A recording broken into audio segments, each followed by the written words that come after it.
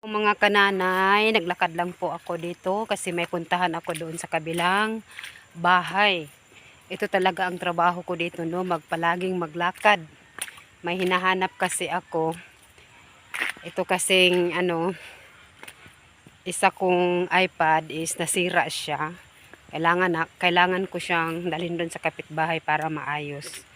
So, hindi man gaano ka magaling yung mga video ko, pero laking pasalamat ko sa inyo lagi, kahit konti nanonood kayo sa mga video ko. Maraming salamat po.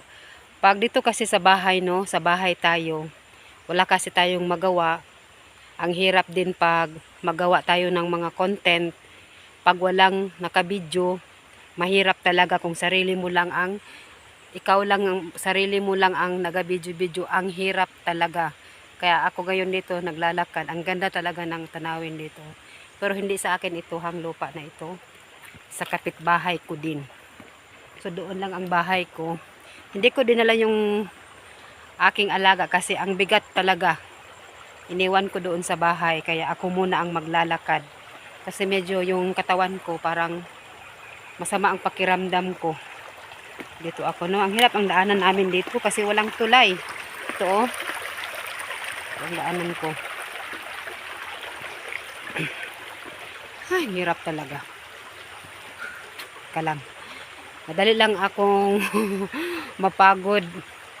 Pag matanda na tayo, no, ang dali tayong mapagod. Kasi yung katawan natin, paminsan-minsan lang ma-exercise. Kasi doon lang tayo lagi sa loob ng bahay. Minsan magpunta tayo sa paaralan, yun lang ang exercise natin, mga kananay. Ang hirap talaga. So dito, ang ganda talaga dito.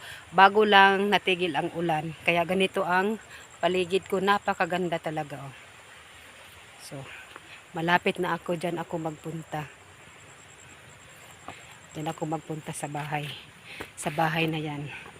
Mahirap pati itong marites tayo, no, kahit saan tayo makapunta.